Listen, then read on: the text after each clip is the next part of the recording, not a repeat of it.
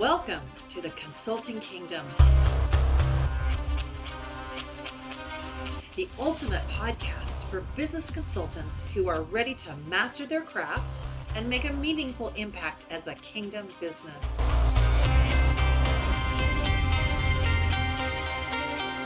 Hosted by Patrick Bell, this podcast dives into powerful strategies and actionable insights that will help you grow in your consulting expertise.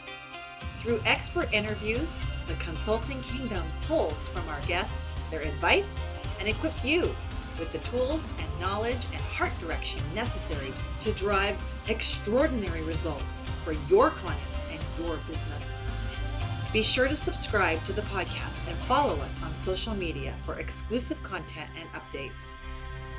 Now, get ready to unlock your consulting potential with the Consulting Kingdom. All right, everyone. I'm here with my friend Javier Pulido from 10X Advantage. And Javi is one of those guys who is, I think, just one of the more brilliant digital marketer strategists that I've met. And so I wanted to just introduce him to our community and give him a chance to say hi. And we'll just chat through about what he's doing. And hopefully we'll come out of this with some tips and tricks for today's very complex digital world. So welcome, Javi. How are you doing? Hey, Patrick. Thank you so much for having me here. Really, really appreciate what you guys are doing. Good. So tell us a little bit about yourself. Tell us a little bit about 10X Advantage. 10X Advantage actually came from my struggles. The struggle of a lot of entrepreneurs today is of trying to figure things out. I was in network marketing for quite a few years. Struggled, of course, going to church during that time and staying close to God and praying. Sometimes we want to pray our way to success. Yeah.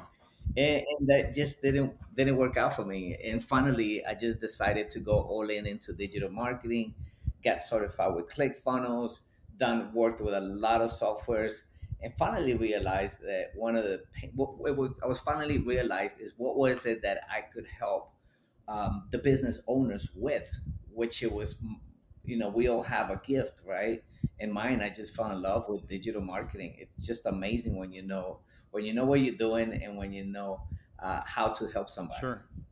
That's cool. So you talked about like going to church and how that's had a bit of an impact in the direction you took. Let's talk a little bit about more of that. Tell us more about your faith journey in there. Yeah, I think the same thing for all of us as entrepreneurs. What we want to figure out is how to be successful in our life for our families, right? And I think even at that point, this was like I don't know how many years I started studying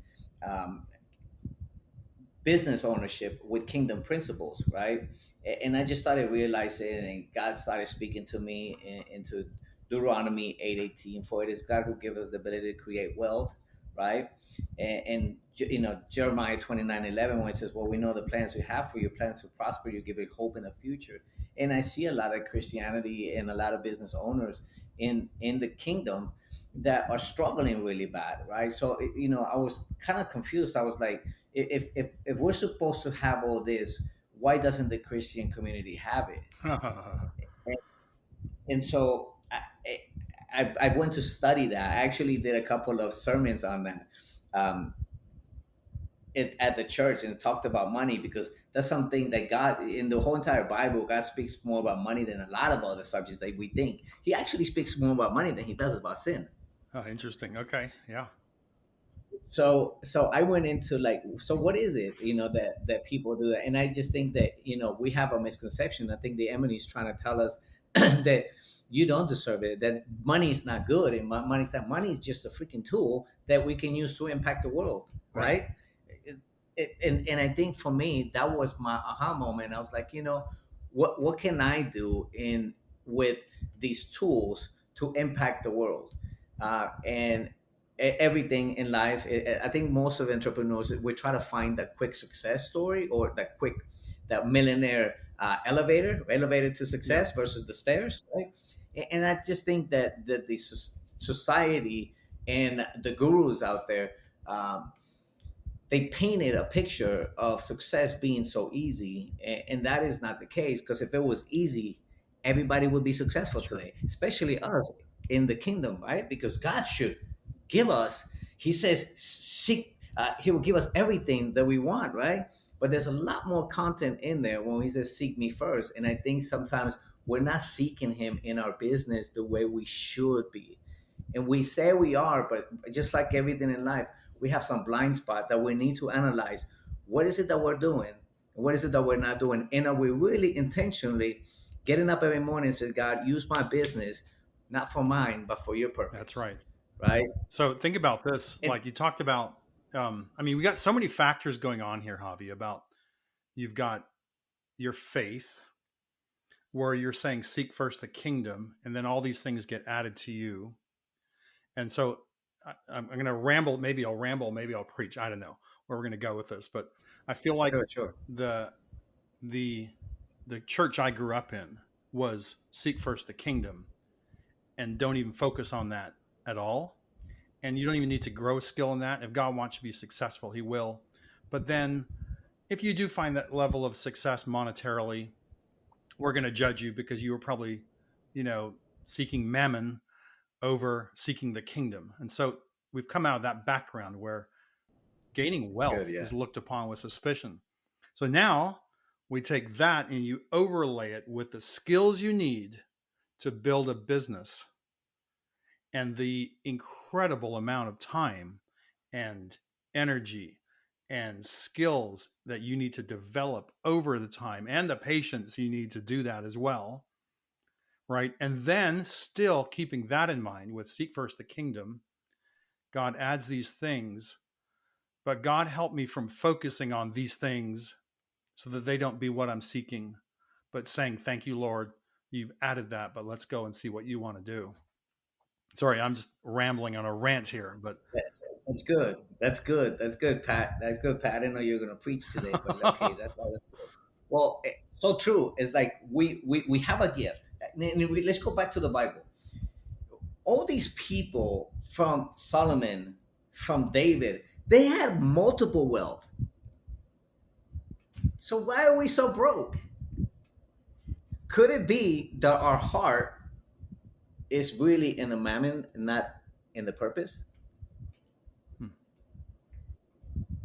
And if God wants to do something with you, but He's not able to because He knows what you'll do with it because He knows your yeah, heart.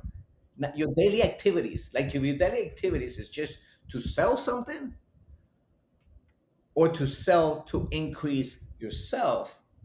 And I think we wake up in the morning with like I'm gonna go Bible, I'm gonna pray, I'm gonna pray, and let's be honest, we all pray just God help me increase, God help me this, but not God change my yeah, heart, how I feel about my business and society in this broken world, and how you're gonna use my brokenness and my wow, skills to glorify yourself, not me. right. Okay, so let me hop into that because that is so good. You talked about the elevator to success versus the stairs. I'm going to take that a step further. We think we're climbing stairs, but what God does often is He takes us down the stairs, the wrong direction, we think, into a tunnel. There's no light at the end of the tunnel, and He wants us to walk faithfully through the darkness for a very long period of time, much longer than we think anyway, before we find the stairs to success we still have to climb. And I think what God's done that in my life.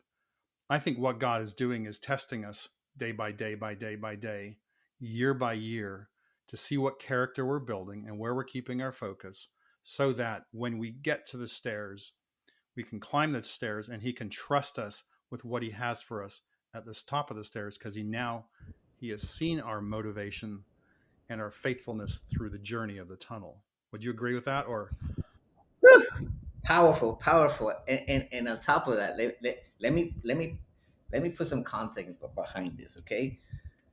Think about this, and we're like, well, God, why do you have me? Like I'm ready. Why don't you just open these doors of heaven and pour those blessings upon me that I can do that?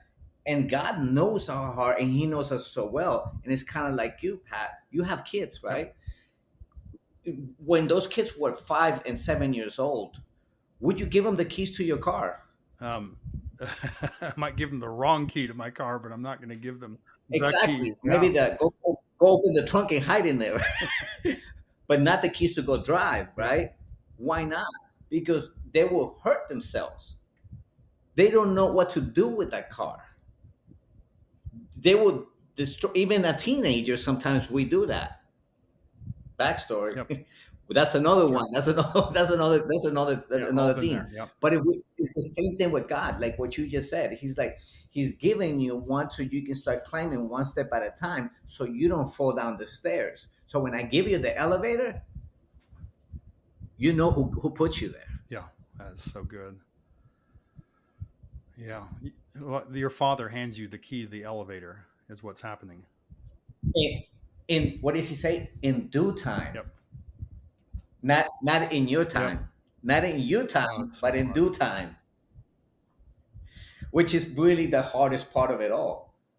Come on, if God wanted me to be successful, I would already been on it. So most of us give up because we don't believe it, because in the back of our minds, the enemy's playing tricks on you and telling you that you don't deserve it. And he's giving us that condemnation that we don't deserve it because we were bad people back then, and we were that, and you were a bad dad, and you were a bad husband, and you were bad this, and you had 3 marriages, and you already failed at 2 different businesses. So what makes you think this is going to be different?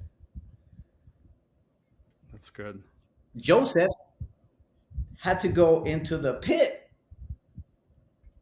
to be raised to the top. But we don't want to go to the No. pit. In business, we talk about the J curve, right? J curve to success. You got to go down before you go Yep. up. Everything in life, including business, you have to go down under to come up. Even Jesus had to go under to come back up. Wow. The purpose is in the pain. We want the purpose without the process in the pain. Like Jim, I love working out, right? Yeah. If you don't feel the pain when you're working out, you're really not working out. Right. So what's different in life and in business, specific because we're talking about business. Business is the same thing. Every pain will move you forward if you know who's driving that business. Yep. Now, on top of that, now we talked about skill, because I can give all of my effort and go through all the pain and still end up in the wrong direction with a complete failure because I didn't have the skill set to actually make it to success. Even after whatever 20, 30 years in business, you think you might have it. But I look at it like the blinders on a racehorse. They're running and they're trying to focus on this. But this then becomes my realm of knowledge I have. And I've done whatever 20,000 hours of business growth study and practice. I've got maybe a little bit wider, but it's still this. And now you, Javi, you come in with this, and you're seeing a little bit different, but we've got some overlap, right? And Holly, my wife, comes in with this, and we've got some good overlap. And between us, we have a lot bigger, but we still have a whole lot we don't see. And so we have to surround ourselves with people who can see over here and see over here. That's what team's all about, right? You have a team around you that say, it's not even like it guarantees success still. It just increases the probability of success. So our team now, we've got 12, somewhere in there. There's deep layers of abilities and expertise I can't even touch. If I tried to do a software business by myself, I think I would still be able to create some software I'm going to get 4 or 5 subscribers to. That's what I've done in the past. But to build a business with this foundation, you need the team. You cannot do it alone unless you want to be a solopreneur and just have a very small ceiling for yourself. So, You hit it right there. Solopreneur entrepreneurs. They say that 85 to almost 90% of the business fail within the first few years, right? yeah, Well, some people say 2, some people say 3, some people say 4, whatever the fact is, most people fail. And if you really think about it, the reason why we fail is because we try to be everything in our business. You want to be the marketer, the CEO, the CFO, the one who takes vacations, the one that does everything. Because I'm an entrepreneur. I have, my wife told me that yesterday. Well, you have a freedom to make whatever decision you want. I'm like, yeah, that's what I thought when I signed up, but that's not the fact. And when you say teams, when you learn to actually understand that you cannot build a solid business by yourself. Right now, I have 8 people, right? I just got off the phone with one right before getting on the call with you, and understanding is like we all have a different gift, and that's what's going to make you in the software so successful, because it's not about Pat, it's about the team. And like I always say, tell people, entrepreneurs, I says, have you ever had anyway, because I do a lot of business coaching, right? I coach a lot of clients, and how I get them on from the strategy code. I'm like, have you ever seen, what's your favorite team, right? And I always mess with them. I say, hopefully you don't tell me the Dallas Cowboys. Sorry, all you that Dallas Cowboy fans, but whatever Let's your go team is, I Eagles. say, Let's have you ever go. seen? Oh, Eagles! I can take Eagles all day, right? But we're also competitors too, Mike, because mine is the Giants. But Giants and Eagles over the boys anytime. Absolutely. But think about this: have any of them ever gotten even to the playoffs? Because the best of the best make it to the Super Bowl, right? Because when you have a solid team behind and the super coach to tell them every play and how to do it, then they get to the Super Bowl. But even that, before that, they can get to the playoffs. Even to the playoffs, you don't get there by yourself. You don't get to play in the big leagues by yourself. There's no big 6 and 7 figure entrepreneur that actually made it there by themselves. And society is trying to tell them, says, you know what? You can build a 6 figure, 7 figure business by yourself. That is not true. If you do, good luck, because you're working 24 hours a day. You have no time for God, and the demon he just got you, and he deceived you into saying, I just need to work in my intent to become 100% successful. Forget the church and forget God. I don't have time for that because I got to make money. Yep. Wow. And that's dangerous. So let's pivot a little bit. What kind of challenges or concerns keep you up at night regarding your work? I think for me right now, today, I think it was different 6 months ago, 12 months from now. Right now is scaling. Team. Who is the right people for my team? Yeah. Right? Because let's be honest, we wish everybody would be, right? But not everybody has this right intention. Some people just in it just because they want, the cash, and then 3 months and then they leave, and it's very hard for us. So it's a lot more expensive to bring in people on board than to actually keep them for a long time, right?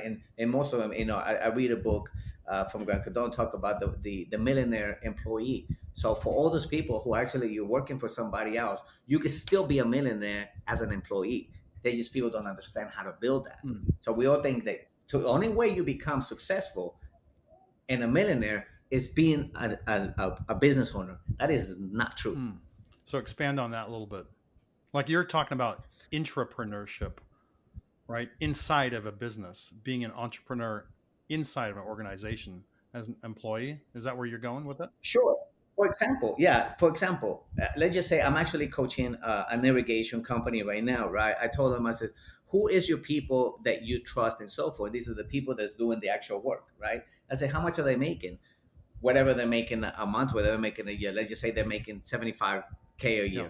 So how do you make? I say, why are they happy making that money? And most of them say, would they want to make more? Of course they want to make more. It says, if they don't make more within you, what do you think they're going to do?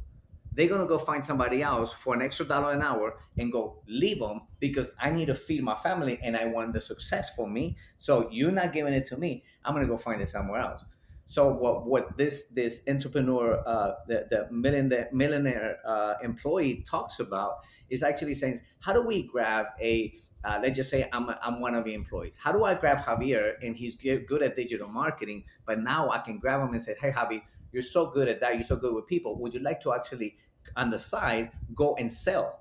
And then on top of that, in the weekends, would you like to come in and do a little bit of work on the technology, right? How do you give them different areas and expand their mind and bless them? because it's exactly what we need to do with our team. It's not about using them like racehorses. It's for them to empower them Yep. and give them anything. And you think for a minute that somebody like that feels like that, they're going to want to leave you?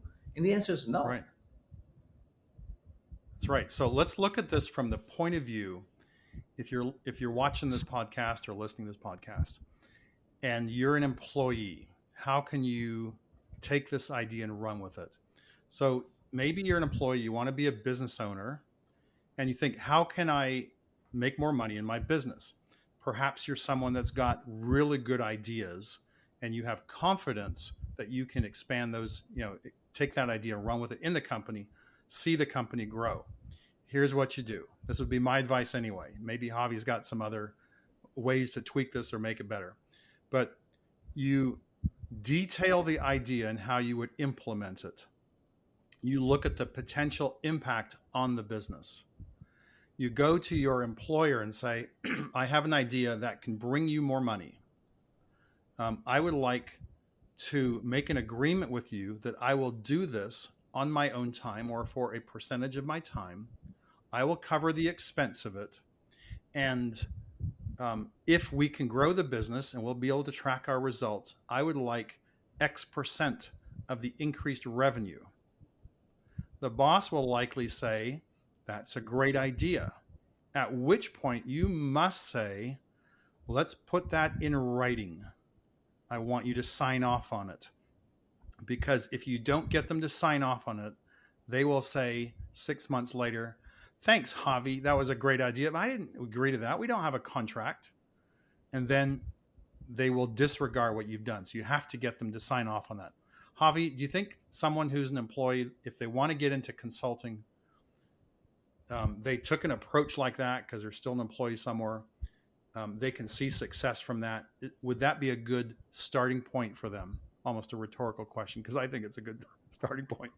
Yeah, no, absolutely, absolutely. Instead of kind of going in there and a different idea, I would actually piggyback on that, right? The average business owners today, consultants, I don't know if you know the numbers, No. but the average consultant, they're making around $75,000 a year. Okay. So that says something, right? And the reason is because as consultants, we're doing a lot of work, right? And we can only think that so many clients a month, a week, right? So many people we can talk to a week, right? So what most consultants are not doing, because they came from corporate, because they do that, and like what you said, the ideas and so forth. Like for example, let's just say in the future, you say, Javi, the software is just killing it, and which I know it's going to be. I'm just biting my hands, I am biting my fingers until it comes out, right? So I try to put it out of my mind for right now until like it actually comes out. But when it does, one more of the things that consultants do not think about is actually using technology to buy time. Good. You're an entrepreneur. The software, people think, oh, yes, AI and this and that. What you don't understand is what it does for your life and for your business. What technology has done for me, it buys me a lot of time. Because if we're all honest with ourselves, for example, I need to do A, B, C. How am I going to take this business from A to B and C and everything? Can you do it on your own? Absolutely, 100%. Good luck. Go do it. Hey, more power to you. But guess what?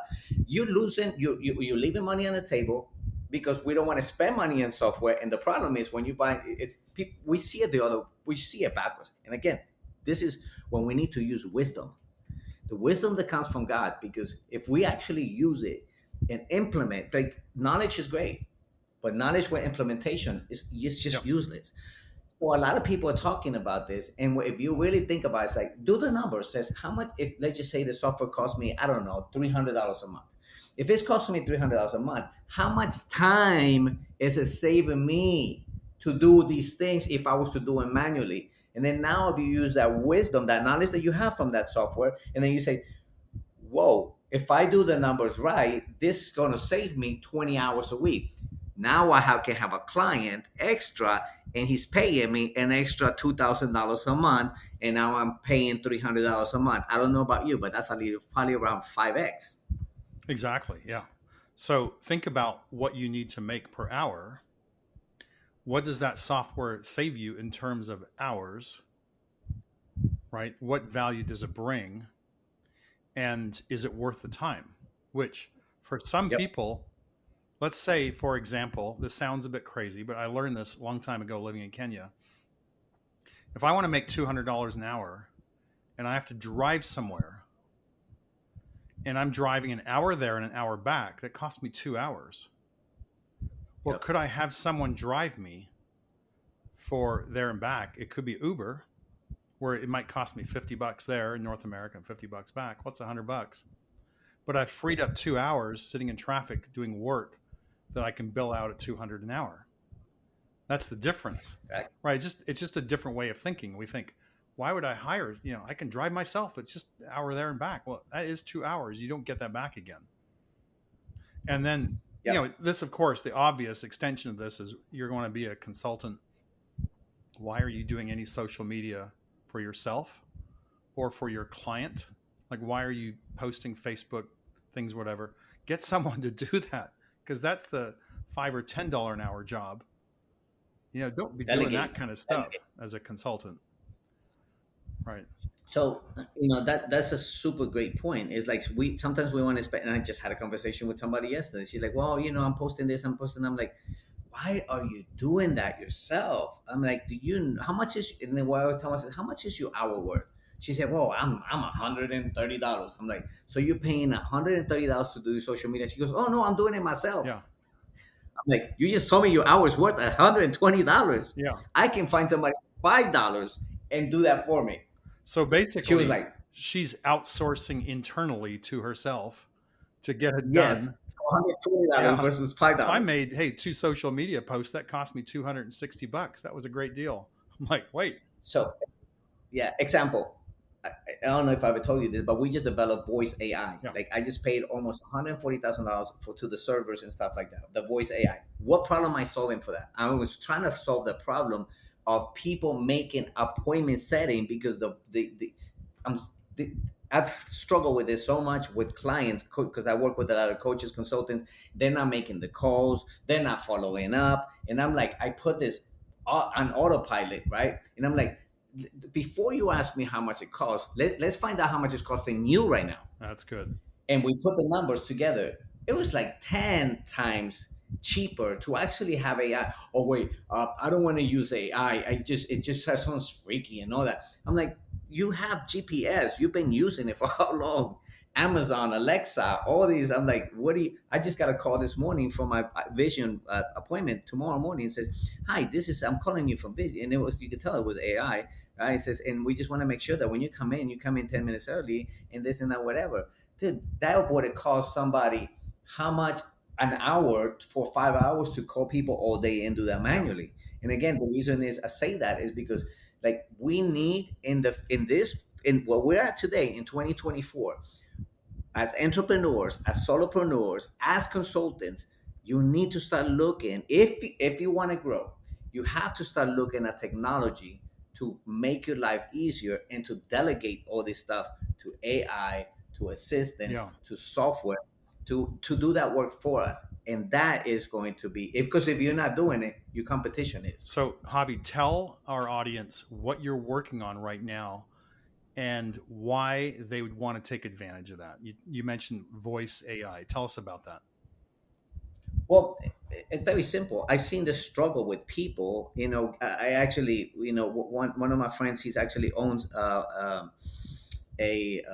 virtual assistant company in the Philippines, right? He's got 800 people, and I actually went to train him a lot of these people. But guess what? They were leaving. They leave. They don't. They go. The conversion was so low and everything. When we implemented voice AI to that, it just changed completely his business. And now he's telling them, he goes, "Would you like?" So most people actually, this was the idea because somebody told me this one day. He goes, "Javi," he goes, "if you can give me a VA that has no feelings, that does not sleep, and does not complain, I'm in." Guess what I went to do? I went to build it. Yeah. And Mark Zuckerberg from Facebook said that the other day. Somebody sent me a post. One of my clients sent me. He goes, "I guess you were right," and he sent me the post that he did. He said, within the next 10 years, every small business is going to have their own AI assistant. Yep. Oh yeah. It's coming. It's already here. So We already built yeah, it. the message to those who are afraid of using AI, Chat GPT, or whatever. Think back. My high school days in grade 10, I took a typing class on an old type of typewriter. We sat there clacking keys, right? And then the word processor came along 3 or 4 years later. And whenever I got my first word processor computers, probably the late 80s. And that is new technology. And it's like we're pushing that typewriter aside. It's now a collector's item. We're now doing word processing. And then internet comes along. And it's like, oh my gosh, I got 1 megabit a second, whatever, speed. I was so happy. I paid $400 a month for one. And then it's like, because I wanted to upload documents and do videos and things. And then we're now at what is it, 1,000 gigabytes, whatever, of speed. You can get that easily. So it just keeps going. And now AI comes in. It's transforming almost everything. And it is the next big monumental shift in the business world. So saying I don't want to get involved is saying I want to stick my head in the sand for the next decade or the rest of my life and miss out on the fundamental change of the future. You should get involved. It's just a matter of doing it smart, and voice AI is something that you're doing. So Javi, we got to wrap up here. Our time is about over, but I want people to be able to get a hold of you, to contact you, talk about voice AI, talk about what you're doing at 10X Advantage. What's the best way for people to get a hold of you? Well, you can always, reach out to me at AI launch.ai. AI launch.ai. That is actually the new AI subdivision that we're doing for that part, because the other one's my consultant. The 10X Advantage is my consultant, my coaching. So we build that side, AI launch.ai. But absolutely, I'm always here to serve you, man. I'm thank you so much for what you're doing and the future for us with what you're doing in the software area. That's going to be a game changer for many of us. I'm ready. I'm ready to eat that, right? That's kind of like the way I see it. And for all of you guys out there, choose your fear. Because you said something, some people are scared of AI. Choose your fear. I'd rather be scared. Are you scared of AI? You're scared of being broke. Yeah. If you don't leverage it, you just, like you said, put your head inside the sand and just ignore it or act like it's not there. It's there, and it's not going to stop. That's good. Well, bless you, brother. Good to see you. Thanks for being part of our little show today. And yeah, God's rich blessings on you and your work through your ministry as you go forward with these different services you're providing our community. I appreciate that. My blessing was here being with you today. Thanks. Bye-bye. Thank you for tuning in to this episode of the Consulting Kingdom. You've discovered valuable insights and strategies to enhance your consulting practice and to make a meaningful kingdom impact in your corner of the world. If you enjoyed today's episode, please subscribe, rate, and review the podcast on your favorite platform. Your feedback helps us to reach more consultants like you. To experience the Kingdom Growth Engine software firsthand and to stay connected, follow us on social media and visit our website at kingdomgrowthengine.com. Until next time, continue practicing your consulting skills, offer your assistance generously, bring value wherever you go, and serve with the heart of a king. Cheers!